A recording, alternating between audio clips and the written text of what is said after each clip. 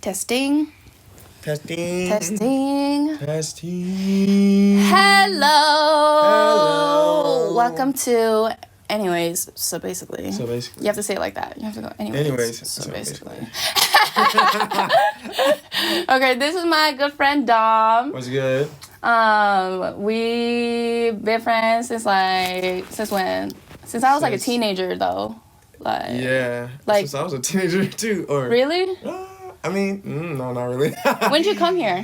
I came here when I was like 20. Yeah, 20. When you're not a teenager. Do you know what a teenager? Okay. Do I know what a teenager is for real? I was like, no, man. People be different nowadays. No, yeah. Oh, yeah, they do. But I think. Wait, how old are you now? 26. 26. So you're 20. I was 18. Yeah, so it's been like 5 years. It's been 5 years. 6 years. Yeah. Okay. Yeah. But he's a dancer. A very good dancer. He's Justin Bieber's backup dancer, you know what I'm saying? Do you guys have like a name for your guys' self? Like if I was famous, I would call my dancers like, I don't know, like little dim sums or something. No. You know, something like that. What is his fans called? Like Beliebers or something? Beliebers. We're just Justin Bieber dancers. What would you call yourself though? What would I call myself? Or the group, our group? Yeah, well, if you could make your like a nickname for the Justin Bieber dancers, what would it be called? I don't know. Justice Dancers? I would just put the tour name. I'm boring. I would put the tour name in front of dancers. That's boring. It's so boring. But then, some names is kind of hard to have a nickname. Like, I've never had a nickname growing up. Because Ariel. What are you going to... Ari? It's just that probably nobody gave it to you because you're like... No, it's because everyone called me Ariel growing up because I liked that name because it sounded like the princess, And right. Ariel is definitely like, you know how people used to be Shabuya, bro, calling in and then like they would try to rhyme with their name. I'll be like, my name is Ariel. I like cereal. There's nothing that really rhyme with it though. No, that's good. I mean, that would be my go-to. If I didn't know it, I would be like. Yeah, that was a post thought. Like while I was in it, I was like, fuck, next person. You didn't get it. No, and then this was a thought, like I went home and I was like doing my homework and I was like, cereal. You know what I'm saying? I'm crying. But wait, is Dom short for anything? Dom is short for Dominique. Dominique. Why do you like nicknames? It's just something that I've grown to know that personalizes my relationship with someone. For instance, like Domino, my friend of... Pizza Hut? No. Fuck you. Oh. My friend of like 15 years, he always just called me Domino. Brain was one. Brain? Yeah, Pinky and the Brain? What? What's that? Pinky and the brain. That doesn't help me. I don't know what that is. What's Pinky and the Brain? Can you search it up really quick? I'm getting to the age of being old. You are 2 years older than me. I'm sure. This is Pinky and the Brain. Yeah, I never heard. That's crazy. It's like I think it's Looney Tunes. Oh, that guy kind of. Oops. Do you know Bartok? Bartok. Do you know Bartok? No. Damn, see, that's one of the. It's like Bartok was like a. KK's in the back of the camera. Say, hey, KK. Bartok, his song goes Bartok the Magnificent with a hoot and a hi-ya na na na na na na. It's so good. Oh my gosh, we should watch both of those. Okay, but it's a movie, so it's like a bat, and then like, oh man, I don't even know how to explain, but he kind of looks like Brain. Brain, I'm assuming, is a shorter one, right? Yeah, so basically when I was little... Anyway, I was called Brain as a nickname because when I was a kid, my head was big. What? I got a fat ass head. No, you don't. I mean, not anymore. I had big ears, and my head looked like this. I'm not gonna show it, but if you want to know Pinky and the Brain, just look it up. Oh yeah, you can. But yeah, like that's how I looked when I was a kid. Like the concept of having a big head and big ears, but you short was me. Damn, I can't imagine that. Because you don't have big ears now, you don't have a big head, and you're not short. Like none of it anymore. But like certain nicknames, I like nicknames just because of that. Okay. I had a relationship with my uncle because of that, and I had a relationship with you know what I mean, like Damo with my cousin, or Domo arigato mista robato.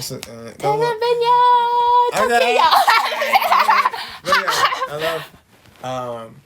Yeah. No, that's good that I low-key, while we were talking, I completely forgot why we were talking about this. I'm glad that you went back to the, what's it called, nickname? Because my first video, I asked everybody to be like, hey, give me like a pointer or something. Right. Everybody said, sometimes you're kind of like disorganized with your thoughts. I don't really know what you're talking about sometimes. So I was like, ooh, No, that's so good. But then, basically, all of my closest, thank you, all of my closest friends, and I think there's a reason for this, but like all of my closest friends, when I first met them, I did not fucking like you. I did not fucking like all of my closest friends. I met them, I was like, yo, they're a bitch. But they've always became my closest friends, because I always say, like, I don't fuck with like quote quote nice people. I think evil hides behind nice, and I think that it's a good first impression for me, not if you're like fucking psycho, but if you're a little more like, what, you're kind of a bitchy, I kind of fuck with you a little more because you put your real foot forward instead of your best foot forward, Right. And like, I fuck with that. But there's this, appreciate that. Yeah, you're still a bitch sometimes, but you know what I'm saying? But I know, especially now during this quarter life crisis period, I need people around me that are going to tell me shit like straight up, Right. Like if I'm fucking up, I need my closest friends to be like, hey, that wasn't cool. You know? Be organized. Like. Yeah, fuck yeah. All that shit. Right. Give us a little spiel about yourself. You're from Chicago. About myself. From Chicago, yes. Born and raised. Chicago. Chicago. I don't know that. But musicals was a thing that I actually got into like after teenage years. You can sing? Like, I'm also like secret about me, unpopular opinion. You're secret about you? No. I mean, like, not a secret. Wait, no. This is a trigger for me. This is more like a hot take. I'm not that into musicals. There's only a couple of musicals that I like, but overall, I'm not a musical kind of kid. I would be in one gladly. I would dance in one gladly. But to watch it, it had to be really good. I don't like most musicals. And maybe that's because growing up, I wasn't introduced into like that world. Interesting. So did you watch La La Land and stuff? I've never watched La La Land. That's Broadway's on my bucket list, and I definitely want to live the life of, Belle from Sleeping Beauty, where she walks down and she's like, wait, how's that song even go? I don't know. Damn it, do you know what I'm talking about? Sleeping Beauty. How does it go? Fuck, she's like, insert song. I don't know how to do that either. Oh wait, maybe I can figure that out. Hopefully. Anyways. Honestly. Okay, I'll try. If I didn't, oops. I'll teach you. Okay. Cool. Yeah, insert song now. Boom. That one. Okay, so you don't like musical too much? Yeah, not too much. And I feel like the whole world, like growing up, I feel like everybody loved it. Like, oh my God. No, it's okay. You're your own person. No, absolutely. But I love Newsies. I've gotten a chance to watch Kinky Boots. And what the fuck? That sounds like a porno. You know what I'm saying? But it's actually like a really great musical. And I only went to these musicals because growing up in Chicago, in the dance community, the first studio I ever even found out, because I never knew studios existed. I didn't know you could take classes and shit. Like, like the OG, like back in the day when you got into dancing, it was like you saw some kids like on the street up the block. You're like, hey, what you guys doing? That's cool. How do you do that? It's different nowadays. Now that it's in the industry, like it's actually kind of new to be very like not industrialized, but you know what I'm saying? Like to become a job thingy. Yes. But even I noticed like when I did the Pepsi commercial, I was signed as a model for Doja, but the dancers, I felt like they put in so much work. It's so taxing on your body. Yes. They're like, oh, do backflip again. Oh, just one more time again. Sorry, No, and then like I was like, why are they not like paid a little more? Maybe it's because it's new. Maybe it'll develop. I don't know. But it does make me sad that it kind of changed what dancing even mean. Like dancing saved my life back in the day. Right. And probably for you too. Absolutely. How'd you get into it?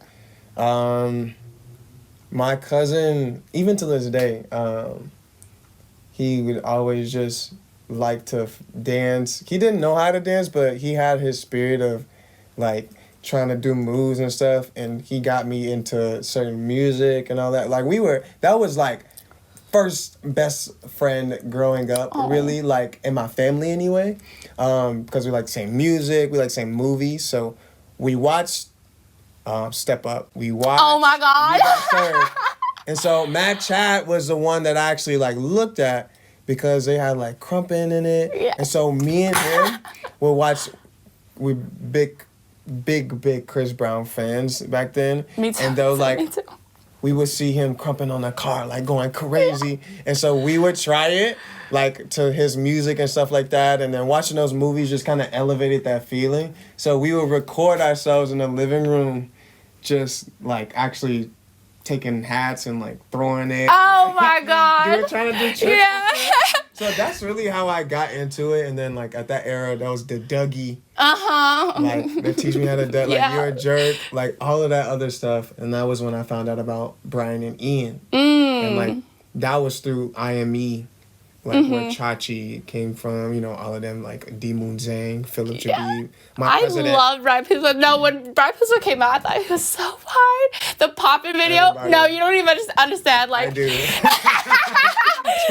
like my homies from back in the day, like, remember Chachi pants? Chachi sweats? Yeah, those just ripped. Yeah, but you used to make them. It's just skinny calves, Literally. Yeah, so I used to make them, and I wrote with a Sharpie, and this is my ghetto ass, Brian Puspos on it. And then, like, he went to Snow Globe once, and he taught, right? And I asked a question, and then I raised my hand, and he goes, yes, baby girl. I was like, I don't even remember. He used to be flirting like that. Yeah. He used to be flirting heavy. Yeah. Oh my God, but anyway, that's keep going. Yeah. Oh my God, that's funny. But that era of my life is how I got into it. It was just kind of like the fun spirit of it. And my sister went to After School Matters in Chicago. She went on the West Side program to do contemporary. And I went to go watch her one time, and I was like, damn, like, I want to do that. And so she told me about the program. She said, when you are 14, you can join it, because you can't join it unless you're in high school. After School Matters is a program where everybody in high school gets a chance to have an after-school curriculum that pays you a stipend to learn in whatever. A stipend? Field. A stipend is basically a set amount of money you get after the full session is complete. It's not a weekly rate. It's not a bi-weekly rate, or it's not a salary. That stipend is just like, hey, because you did this 10-week program, we're going to pay you $800. So at the end of this 10-week program, we get paid $800. That's a lot of money for a 14-year-old. Absolutely. And so it was just such a great opportunity to be able to learn something about we were just interested in at first. We had professionals, Tenji Harper, my Wait, so mentor. it's been a job for you from the get-go? Pretty much. In a way. Oh, bitch. Again, it's balancing again. You know what I'm saying? But in a way, yeah, pretty much I've been getting paid for it just to learn and take classes for free. She had people come in, my mentor, from like LA, that was Chicago natives that moved to LA or was in New York. So we were blessed to get different styles that I had no idea about. Yeah. And we have Q&As telling us like, oh, how did you make it? Kind of like we're doing right now. Imagine this in a room full of students that don't know shit from shit. And they're like, yeah, if you want to do this lane, this is how you do it. If you want to do this lane, this is how you do it. So that was how I understood, like, oh, this is how you do it. Okay, yeah, while we were planning this, remember I was asking, because when I did make... When I met him, like, you came from Chicago, nobody knew who the fuck you were, honestly, at the time. But then all of a sudden, he's like, hey, guess what? I'm I'm touring Justin Bieber. I was like, so what am I doing wrong? I was like, I'm a native. I'm crying. Where's my opportunity? Or something happening. But it makes sense because, like, you've always had that aspect. You've always had that, I don't even know what to call it, like, association between opportunity and making it a career for yourself. Or you've always taken dance, like, I guess, in a more serious light than I think I did, or a lot of people like me actually did, or even were confident enough to say it, because I feel like a lot of people, yes, they have a lot of talent, but they almost, like, you know, the saying where it's like, some people would rather say, oh, I could have done that, instead of actually tried it, and then say that I failed at it, you know what I'm saying? Right. But if it's always been like that from the jump, I can see that mentality, but then how is that different from what it is now? My mentality from then and now? Or, like, because you know how we were saying the dance scene back then, it wasn't, like, jobby, but it kind of was for you. Yeah, I mean, okay, so it's only elevated from what we were introduced to at the time. So, were you dancing for, like, people in that thing, too? In what thing? After School Matters? Yeah. No. Okay. So, in After School Matters, it's learn, like, literally like 38 pieces or some crazy stuff like that. You got to keep in mind, it's like 10-second pieces? I mean, it's like they're usually like 30, 45 seconds. They're all good combos. You know, more simpler movement. Not like what we be kind of killing. Right now, we be like, we just used to be like we just used to be doing simple like that, like stage stuff. Okay, stage shit, clean lines, or even just like grooves and stuff where it was like party, and that would fill the time for that piece. So that was what we did. We took all those pieces that we learned, and then from there had a showcase, because there's this big gala that the entire program has where we dance. Did you say gala? Is it gala? I think so. Gala. I was questioning myself when I said gala. I was like, I don't think so.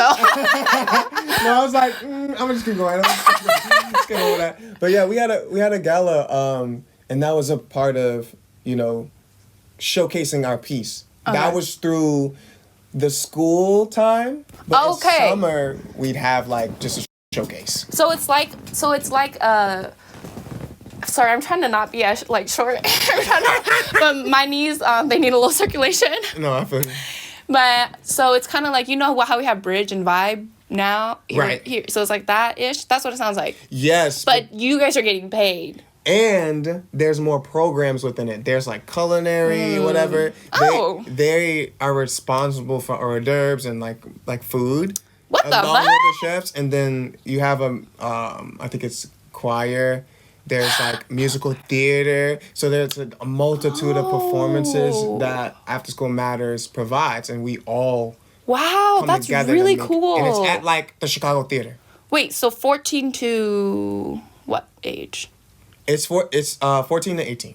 14 to 18. So as soon as you age out when you graduate, you age out. Yeah, that's so cool though, because even when you came here, remember you were showing me like Jacquees? No, not Jacquees. Jacquees. I love Jacquees. I love Jacquees too. But Jacquees. Jacquees, yes. Yeah, and I was watching his movement, and I noticed Chicago movers do move different, but I don't understand like why. Because even the people that you say you looked up to in the dance community, there's the same people from like LA people looked up to too, but you still move different.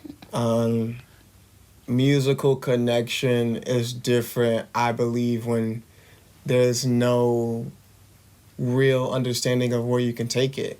When you just love a song for a song, it hits you on a deeper level. So any pieces that we had in Chicago were solely based on the songs we liked. And so I find it when I like a song more, I move slower to it because I have more confidence in the timing of it. I know where the lyrics come in. I know what the story is. So I take my time when I choreograph it, and it's not as fast as the pieces that I usually make. Yo, she's so weird. No, she been weird. She be like, is that? Yeah, she been.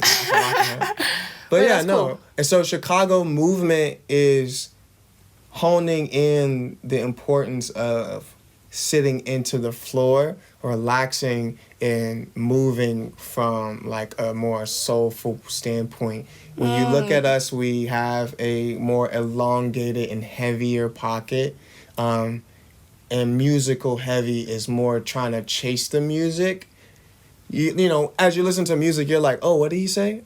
And then you like repeat it. He said, something's wrong. You're like, something's wrong. So then like, that's how we dance. Yeah, like okay. I do want to know that. So how do you like, what goes on through your mind when you are making like a piece? Like, when I was called with David, David. Where the fuck are you, David? You ain't answered my phone in a fucking minute.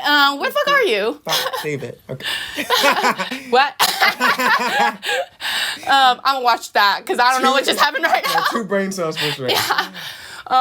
But yeah, we were collabing, and then I noticed that he listens to beats a lot more. I listen to lyrics. That's why when I do pick a song, I'm like, I like what they said. Exactly. You know, yeah. I think I am more lyrical, and I would emphasize like I do like basses. I'm not a hi-hat person. Mm-hmm. But lyrics and beats more. And when I do think of it, I don't like using mirrors. I like closing my eyes and like imagining it more.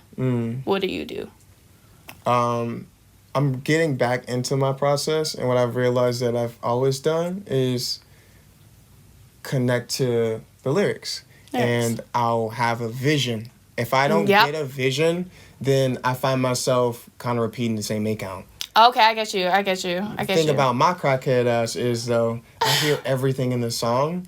I believe that going to art school kind of ruined this. It was a blessing and a curse because we had to learn composition. We took a composition class.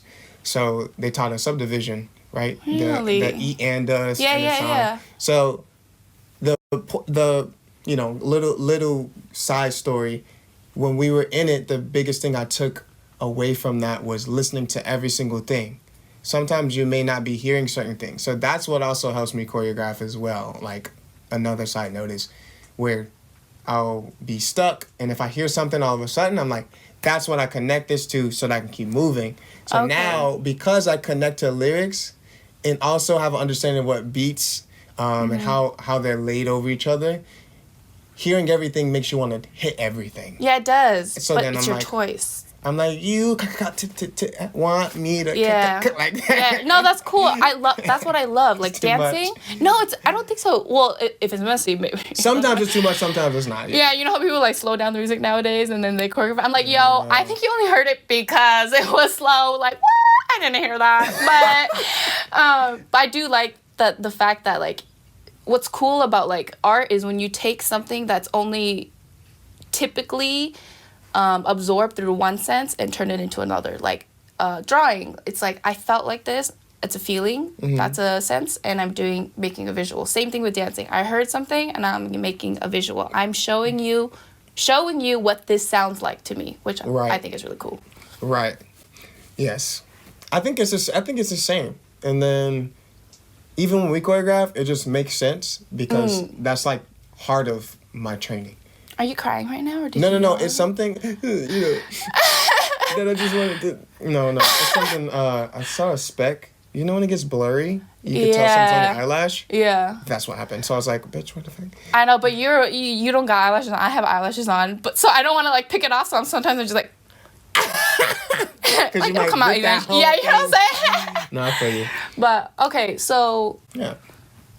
It's similar to the Chicago way of like movement. Right. Is similar to the way that you hear it. We love music in the sense where we love the way that something makes us feel. Everything somebody's good when they're good and there's no opportunity in the city. What do you mean? They're not introduced or exposed to much opportunity. Chicago doesn't have much opportunity. Oh, I get what you're saying. So it's like people that are good there, they're really, really good because they just love it. Yeah, it's just different. I think that I don't know why. Well, I don't know. I'm not like in the scene too much, but that was one thing that I felt like not died, but wasn't as important anymore. Yes. You know? And then I did that show, whatever, in Texas. And even the dance community there, I was like, oh, y'all are like dancing to dance. And Yes.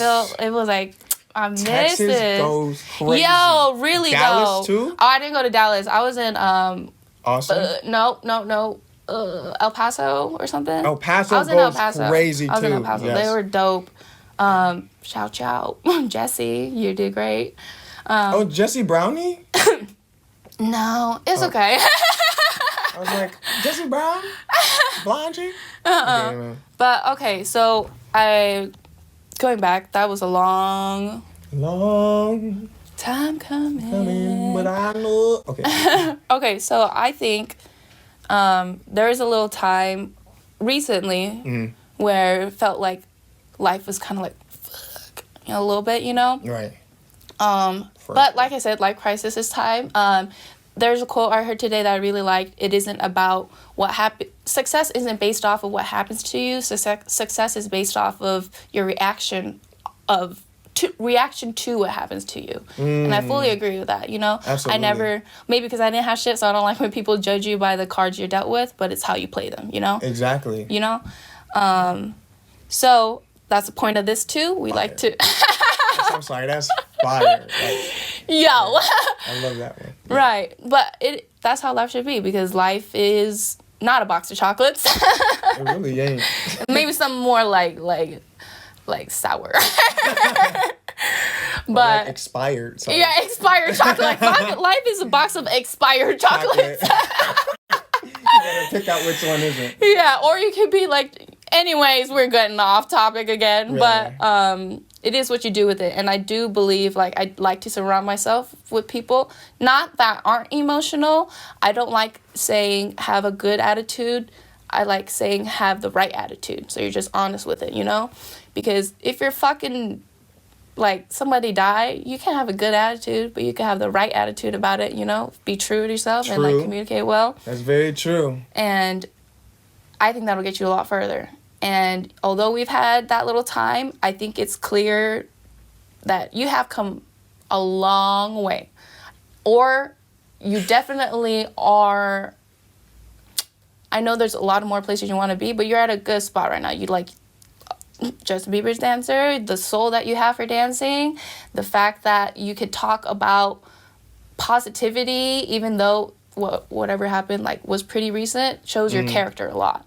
So where did you see yourself when you were 18 and imagining yourself as 26? And how do you feel about where you are as a 26-year-old? I guess I just want to say, like, first of all, I think the goal is always much, much bigger as to what you get. But I think that's the point of it, is so that you end up somewhere good regardless. Shoot for the stars, land at the moon kind of shit. You know what I mean? Yeah. Exactly. So, of course, like, at 18, being freshly introduced to it, understanding the steps that I needed to take to get to where I want to be. Which was a teacher that, you know, traveled and, you know, all these camps. That hasn't happened, like, yet, but, you know, that's still the goal. It hasn't? No, I haven't. I mean, I've taught at one camp. A camp. My bad. Okay. Because you've traveled for dancing, I've traveled for dancing to teach, you know, as what I felt like was a deeply teacher's process that I speak to most choreographers and they say they've had that first, like China. Like when but that was before COVID. You know, before COVID. But I guess at 18, because I looked up to so many people who were young, like 23, doing what I wanted to do, you know what I mean? I was like, that's what I want to do. That's what I'm going to aim to do. So 23. Right now, 23 was when you said you wanted to accomplish that? That's when I expected myself to be doing something great of that, you know, area. And I think, I do think I've reached those goals. But I do realize there was no specification as to where I wanted to actually, like, be specifically. Time, place, the event, the actual, the actual, like, place. I just knew that I wanted to be teaching, and I wanted to be doing a little bit of everything. I wanted to be on stage. I wanted to, meet new people, and usually, not usually, at 18, instead of like just learning from choreographers, my goal was I just want to be friends with them. Like, I just want to actually know them, and I want to actually understand. I remember when I met you, I was like, yo, your energy is like, whoa. I was like, I was off my shit. Yeah. But yeah, I think at 18, I just wanted to understand the more human part of things while trying to achieve those goals. Because I didn't know what specifically things were. I didn't have a lot of knowledge, nor did I do like a shit ton of research. I just kind of always followed whatever felt right. So I don't think that I do think that I've, gotten where you think you're on the path. I think I'm on the path. Okay. But I think it's never ending. Yes. Like my current self thinks that it's never ending, and I understand why I'm here now because I'm starting to get clearer about what I want. Yeah. Specification? Specificity? Specificity? Whatever. And what? Specificity? That's not right. Is it right? I think so. Specificity? I would say specification is... Yeah, that one's right. That's right. That's right. Specification. That is the vehicle that is going to bring you to your destination. Because people who are big dreamers, we always have a destination. But the successful man and the unsuccessful man had the same dreams. What got them there? You have a destination, but you need to make pit stops or you're going to gas out, right? Right. So it's making those... Yeah, it's getting specific with it. Because the feeling, I don't like the mindset of like when people think about their future, they think about, I just want to be happy. Or I want to be stable. Like, these are fallacies in goals, I think, because those feelings are always fleeting. You cannot reach a stability forever. You will not one day be happy forever, But you can strive to, that comes from yourself, you can strive to have that feeling. But if your goal is to be happy, one day your car breaks down, you're not reaching your goal, you know what I'm saying? So are you saying that your goal is the same and you are specifying your pit stops? Or Exactly. Okay. I realized that simply and more generally, I need to make stepping stones to get to my milestones. Yeah. So right now, I'm thinking... I like that. Right now, I used to think... Let's start with that. I used to feel like and tell myself, this is what you should be doing. I hate that word, should. Exactly. It's, I forgot what it's called. I just learned it, but, whatever. Specification. I'm just kidding. Anyway, yeah, no, specification is what it is now. Like, before I knew that I wanted this, it's the same, but now I know how to be specific. I know the resources I need to use. I know how to use those resources. I understand what people, what people like, if you need anything, let me know. Yeah. That is something that has went full circle for me all the time, and now I get it. What is it? I need to understand what people do individually. There's so many things that our friends are experts at and people that are experts at besides dance. We all just need to dig and figure out what that is. Everybody in this world has an expertise that they study like for fun or for real that I think every time I'm talking to somebody, I'm trying to figure out what makes their eyes light up. So then if my friend does film and they're like, I love this, when they say, if you need anything, let me know, instead of it being like money, advice, it's more so if they know something that I'm thinking about better than me, I can create a team, a pack so that I can work with it. I like that. So it's like if I let me know, but it's like the first thought that goes through your mind is like, okay, so what do I know about you? Exactly. That's good. And the more we know each other, I know that you like helping people. I know that you're aware about more logistical things that may be helping people. So like before I called you, I was like, this is what happened and I want to talk to you about it because I know you understand what certain characteristics or signs that people show will diagnose them as this or how I... Nah, no, I get what you're saying. Like real grain of salt. I'll be like, yo, don't worry about them. They're bipolar. I'm just kidding. Like, we not, Yeah. I ain't got a PhD, but I know that you are interested in knowing more things to understand people more than I am. So I'll, talk to you about that so that I can gain knowledge on that. And it's just small things like that whether it's philosophical or it's more tangible, like filming, I can get that expertise or, a better understanding. Yeah, that's good. You're setting yourself up not for failure, or Exactly. disappointment, but without thinking. Like, if I didn't know anything about you and you told me that and I was like, yo, my car broke down, can you help me? Exactly. You'd probably be like, But then I'm like, if I got resources that know better than me, then I can help you. So that's why I'm saying, like, I've learned how to use my resources. Because maybe they even feel like I don't know shit, but I know hella people. But I know that they know hella people. And they said that if I ever need help, don't be shy. And then I'm just happy that I can hit up those same people if I do. Outside of the arts. So, sorry again. Storage and shit. But we'll connect it. Yeah. To reiterate, it's harder to be open to things that, you may not know. Or it's just harder to be open in general and receive knowledge the same way somebody who doesn't know anything. You're more open to receiving these informations easier than it would because there's nothing telling you. Sorry. So, like, you're saying if you're in a mindset of that then you're not willing to learn. But basically, having more knowledge of the subject when it comes to learning more on the subject, because you have already gained so much knowledge, the way that you add on that knowledge is just different. So if I'm waving, I'm going to do waving the way that I know. If somebody told me to wave, I'm going to do a wave. But if they're waving in a specific way and I have no idea about waving, I'm going to do it exactly the way that they're doing it and teaching it. My focus towards the way that someone's giving me information is all on them. When I know more knowledge, I'm just thinking about, all right, just wave. Sometimes when you're doing things just the way that you only know them, it's harder to receive another way, just naturally. Not that some people are kind of stubborn, but typically, typically you just go to what you know versus go to what is being given. There's a different focus on that. You know what I'm saying? If I know how to draw, somebody said draw a line, I'm gonna draw a line. But if somebody is trying to teach me, an expert, like a teacher higher than me, I already know how to draw a line, but they're telling me like, no, try to draw a line like this.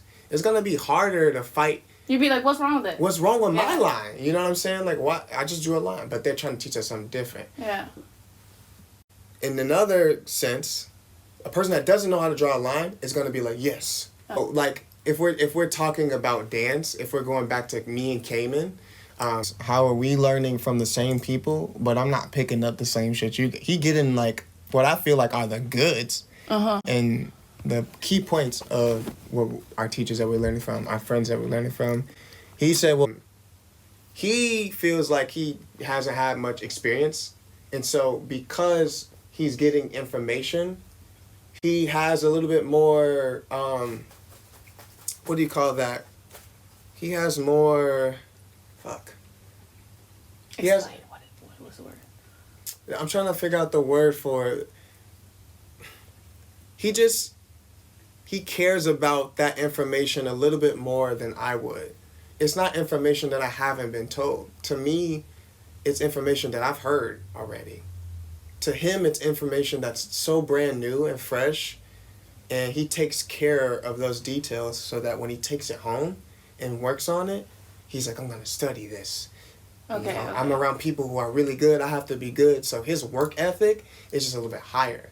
Okay. So coming into, whatever, you have the opportunity to have a better hustle and a better focus than people who are already in it, because not only do you have the hunger to want to learn, you also have that fight to be as good as you see everybody else. Your drive is so different. And that humbleness too. It's so Oh, okay. You're so humble. All you know is being a person. You didn't grow up in it. That's kind of like you when you came here. Exactly. And to me, I still feel like that. When he tells me that, I'm like, this is why we're friends, like me and him, because I feel like that exact same thing. I feel like I still need a lot to learn, which is why I'm even asking him the question in the first place. Yeah. I see greatness and I give it flowers, but no matter how good I get, I'm always looking at what I feel is the top, and I'm always having a drive thinking I need to get there, as well as having the hunger to want to just be good. That's why I think anybody who doesn't know about anything, I started learning off of YouTube. I started learning how to do the moonwalk off of YouTube. And I started to copy Mad Chat and like follow animation. This foot. You know, it was literally like that. So I think, like, even when I'm teaching people, I know that intermediate can be advanced right then and there in that class if they have the right mindset. And usually advanced dancers, they get a little lazy. We get a little lazy. I'm gonna just be honest. Like, this is me. I don't know about anybody else personally, but sometimes if I'm not learning fast enough, you get frustrated. Not frustrated. Oh. I lose focus easier. Because if somebody's going right, left. Oh, I get you. I'm like, all right, right, left. What's next? They have to break it down because there's different levels in a class. You know? Yeah. So then it's easier to lose focus. Yeah. That's a perfect example of knowing something and then feeling like, all right, what's next? Versus, all right, when you go right and left, I want your pathway to come from your elbow and then left. I'm not focusing on those details that beginners are taking to understand their body, and they take it home, and then boom, next year, they're fire.